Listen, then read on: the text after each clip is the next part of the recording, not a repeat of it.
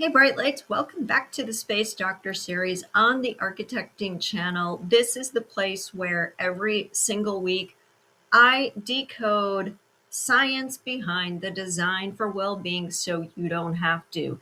Using my Genesis deck, we take two different cards, one that deals with foundational concepts that impact wellness or disease, and the other from a set of 5 aspects that my research has shown contribute to salutogenesis.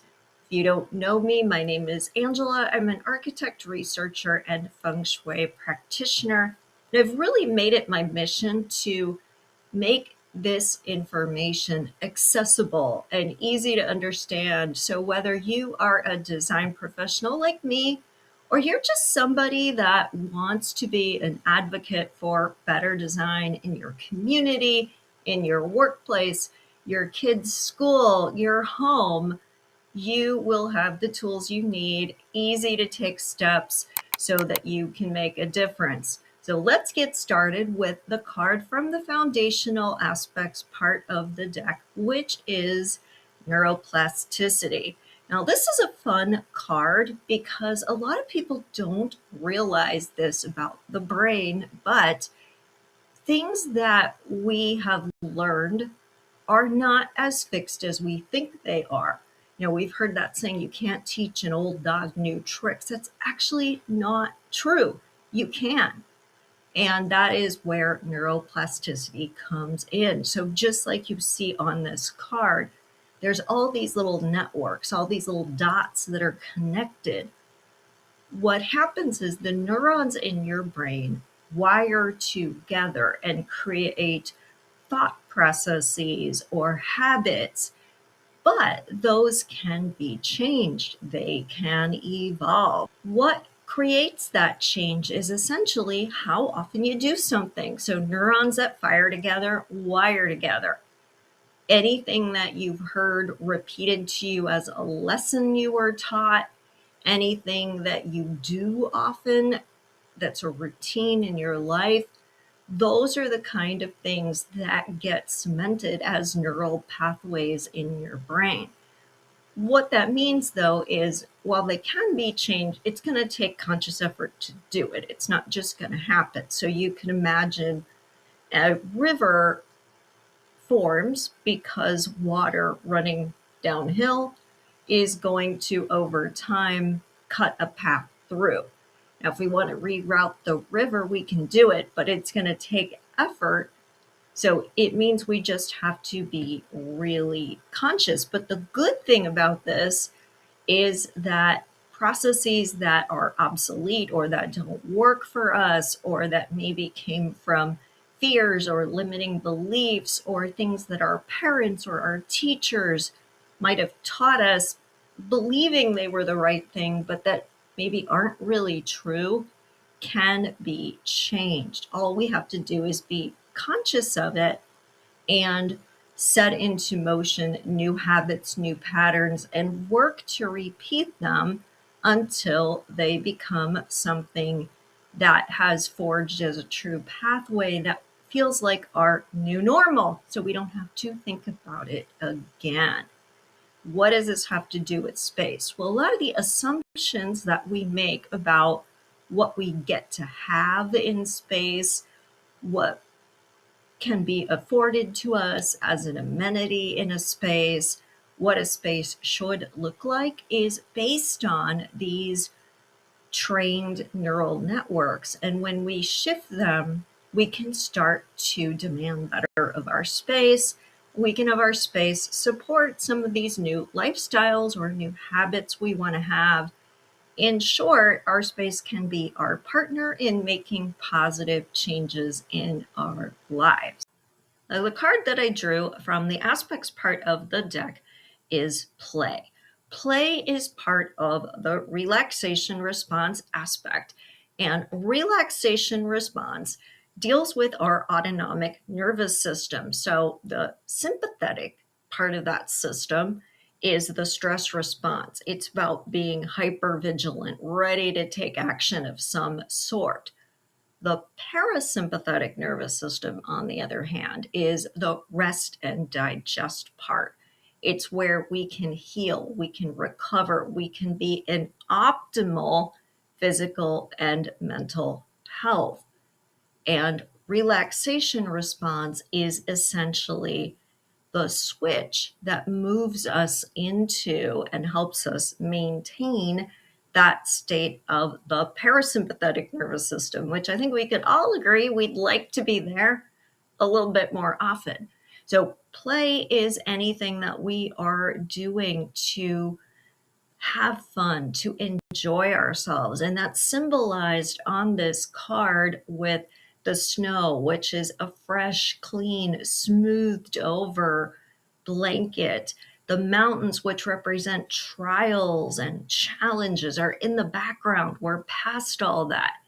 And we are focused simply on being in a better place, a better state where we are having more fun, enjoying ourselves more often, and keeping that stress response turned off.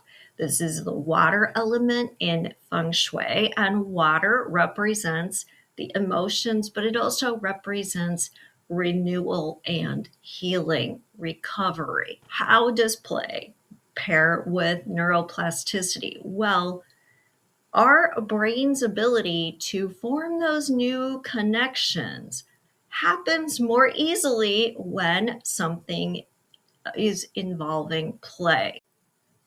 Play boosts the brain derived neurotrophic factor, or BDNF, which helps our neuron growth as well as learning and memory. It activates our prefrontal cortex, which is the part of your brain that's involved with planning and decision making and social skills.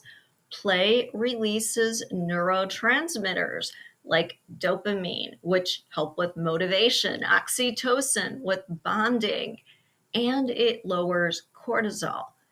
Play strengthens the synapses between those nerves. So, joyful, varied play will help create stronger and more efficient neural connections. Anything that is going to build foundational activities, anything that is rhythmic or repetitive, anything that is strategic, anything that lets us get into flow state. So, with very young children, it could be things like attunement play, which is a lot about one-to-one interaction with a baby or a young child. As they get older, pretend play that uses the imagination is important to develop language, creativity, problem solving, cognitive skills. Digital games, brain games. So don't always get on your kid's case for being a gamer, because those enhance specific cognitive functions and motivation. And it matters no matter what age you are. We all need play. In our childhood, play forms the basis for lifelong learning, for our resilience, for our social and emotional health. It can help with neurorehabilitation after an injury, improving your motor, your cognitive skills. But even as adults, play reduces stress, it fosters creativity, it supports mental agility. So it is really important that we get more play in our life, especially associated around those new neural pathways we want to create. So, ways you can do this: try to have things in your home or work environment that are environmental anchors representing whimsy or fun, images of you having a good time. Look for ways to structure your work process to be more fun, to have more movement in it. Look for ways that you can incorporate things you have to do into activities you enjoy doing. All of those are great strategies. In essence, give yourself permission to deconstruct the processes of your life. So sit down, look at a typical day and the things you do, whether they are chores or tasks on your to-do list at work or meetings, and think about how you could do them in a way that was more lighthearted and more fun. Think about how the things in your space can reinforce that, either by having images that are fun and playful, that are prompts or reminders, or actual ways that you could have activities. So you could have more colorful markers and sticky notes and things like that, so that people are more encouraged to do hands-on active kind of things instead of just looking at their computers all the time. You could look at ways to structure meetings or do things that are more interesting or challenging, breaking things down into a series of prompts or things like that. Those are all ways you can cultivate greater neuroplasticity in ways that are going to benefit your health, your well being, your quality of life, by introducing play. It is a really powerful tool in the quest to lead the good life. So if you are enjoying these episodes, please support the channel by liking and subscribing. It really does help. And make sure you tell a friend. So I'd love to hear how you are incorporating play into your work and life and into your space. Thanks for joining me today, and I will see you next time.